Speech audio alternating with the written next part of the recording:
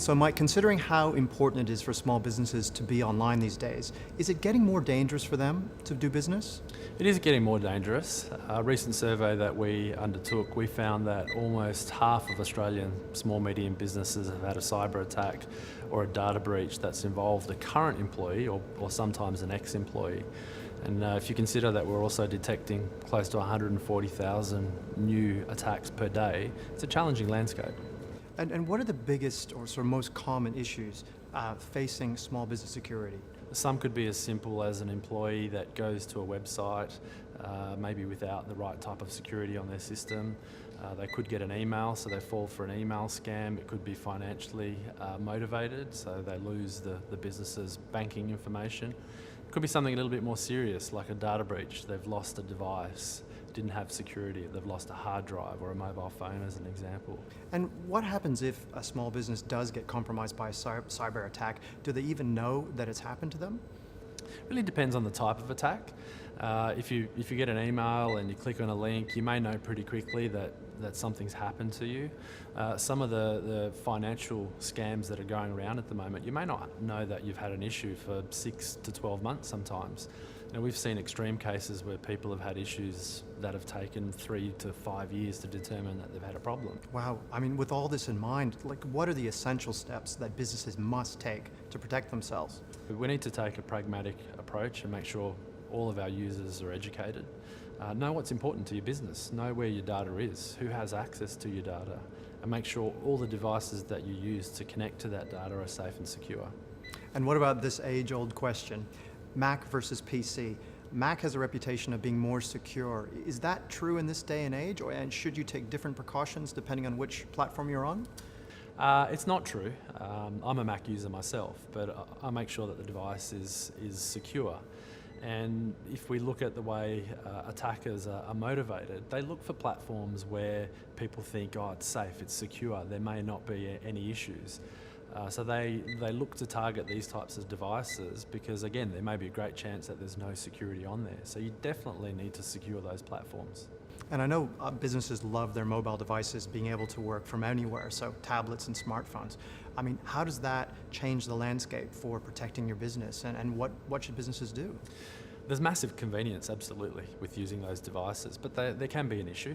It could be something as simple as users losing them, leaving it on the train, not having password security. So for me, it's important to make sure that you've got a PIN code.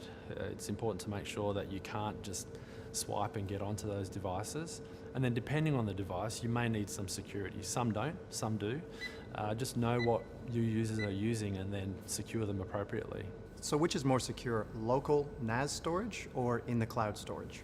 A lot of smaller businesses may not have a great firewall. They may not have the security practices that a cloud service provider may have. A lot of the advice that I give, if you don't have the skills necessary to secure the business, to have a secure firewall and secure your data, maybe it's a good practice to work with a service provider. They'll have a state-of-the-art firewall. They'll make sure that it's configured correctly. They'll be using technology like intrusion prevention to make sure that no one's penetrating the cloud infrastructure, as an example. So there'll be a lot of security tools that they'll be using that maybe are too complex or even expensive for a small, medium business. So it may be good practice to use a local service provider. And apart from the employees, I mean, are there legal implications for employers in terms of protecting their customer data?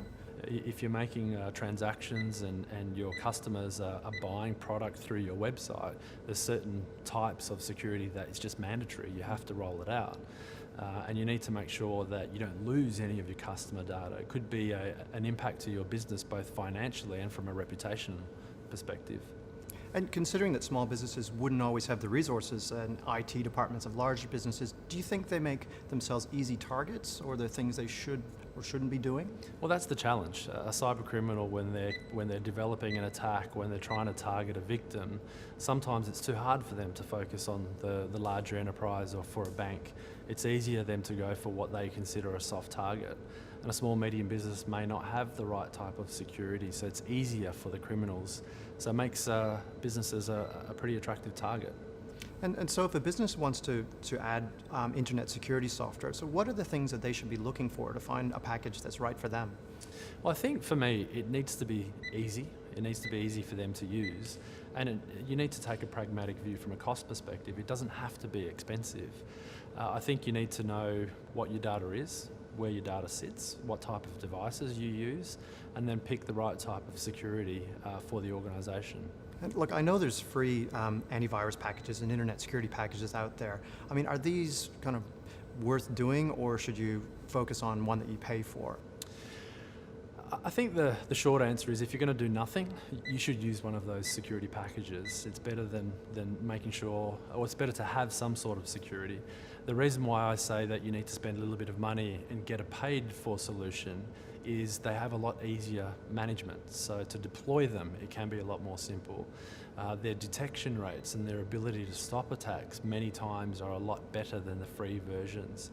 So do something, but definitely look for those paid versions. They may be just a lot easier to use.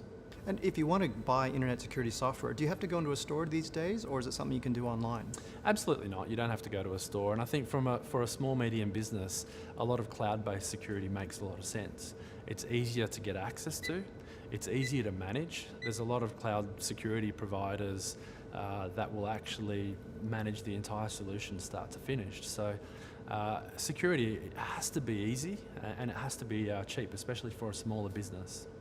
So what about businesses that aren't online, like tradies, for example? Does the internet still pose risks to them? I think it certainly does, and the risks may be a little bit different, but there's still a challenge. Regardless of what you do, you may be buying materials for your business online, you may be using your credit card, you may have a mobile phone that you start to transact online more and more because of the convenience.